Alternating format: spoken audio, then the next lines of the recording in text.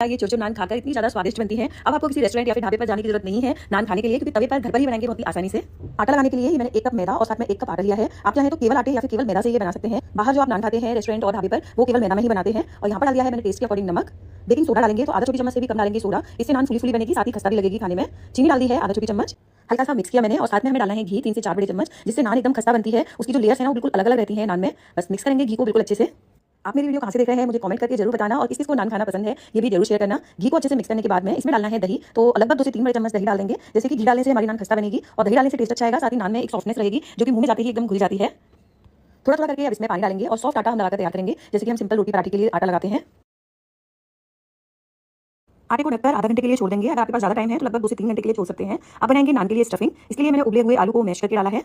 पनीर डालेंगे, लगभग 100 ग्राम पनीर को कद्दूकस करके फिर डाला है।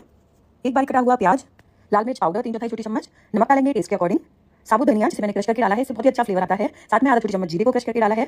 2 से 3 हरी मिर्च बारीक कटी हुई, 3/4 छोटी चम्मच लगभग चाट मसाला डाला है। आपके पास अगर अनारदाना है ना तो वो आप इसमें ऐड कीजिए, उससे बहुत ही अच्छा टेस्ट आएगा। सभी को बिल्कुल अच्छे से मिक्स कर लेना है।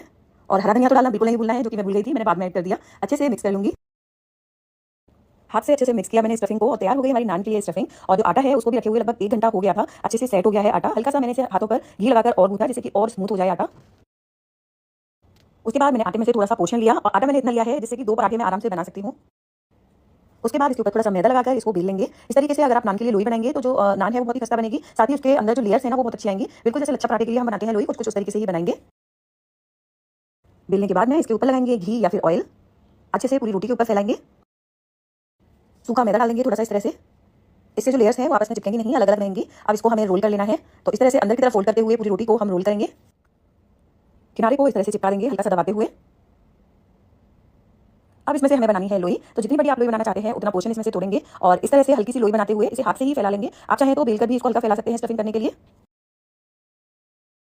इसके अंदर बिल्कुल ऐसी स्टफिंग करनी है जैसे कि आप कोई भी भरवा पराठा बनाते हैं। तो ये मैंने स्टफिंग को बिल्कुल बीच में रखा है इसके, और स्टफिंग को बिल्कुल अच्छे से किनारों को इस तरह फोल्ड करते हुए बंद कर दिया।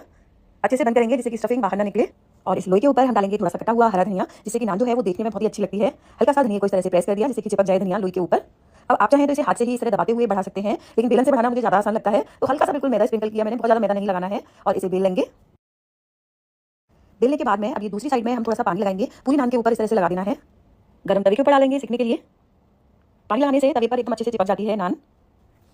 एक साइड से सेकने के बाद में अच्छे से स्पैचुला से इस तरह से नीचे से हटाते हुए इसे पलटना है। और जब नान दोनों साइड से सिक जाएगी इस तरीके से, उसके बाद हम इसे डायरेक्ट फ्लेम पर सेक लेंगे। आप चाहें तो केवल तवे पर भी इसे सेक कर बना सकते हैं। हल्का सा हम गैस पर इस तरह से सेक लेते हैं तो इसके किनारे भी बहुत अच्छे से सिक जाते हैं। बहुत ज़्यादा तेज आंच पर नहीं सेकना है, इस तरह से धीमी धीमी आंच पर सेकेंगे तो एकदम कुरकुरी नान बनकर तैयार होगी।